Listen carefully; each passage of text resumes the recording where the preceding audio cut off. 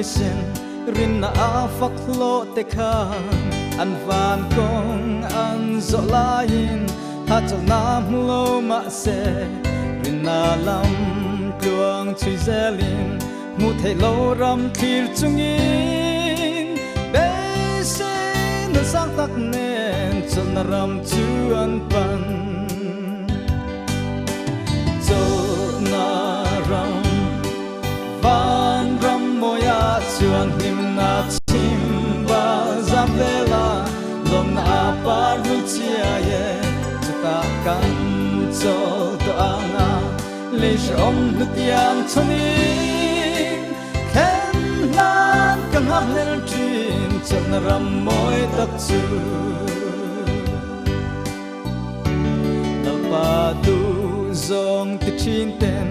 tra na rua man zo lai khan ti du da shre tuarin ko velin musit ma se cross lam tuang chu zo zelin an pa du zong ti zelin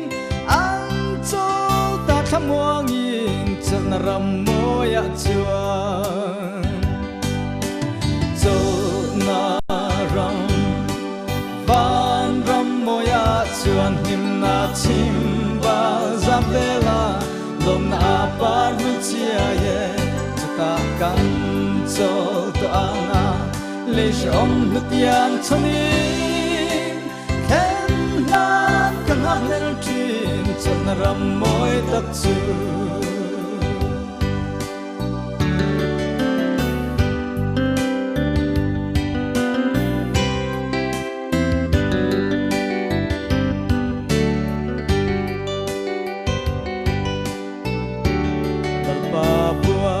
say rama chuan ching hia le beram no te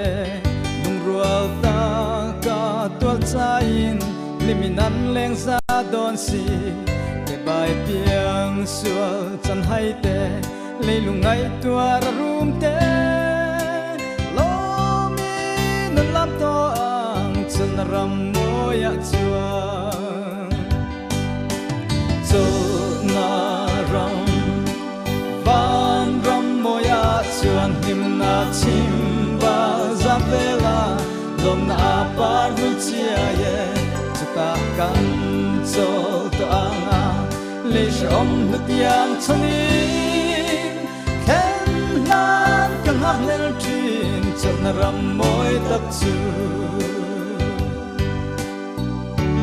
kan khwal zin na rama hian lungai tra te tua trinin ma ngai te nen in trenin om lai lung lian shrang ma se limin kan tok le nge yang lu sun om to lo na a mi tui a hu to ang chun ram moya chuan zo na ram van ram moya chuan him na chim ba zabela lom na par ru chia ye ta kan chol to anga le shom na tiam chonin khen nan kan hap len trin chon ram moi tak chu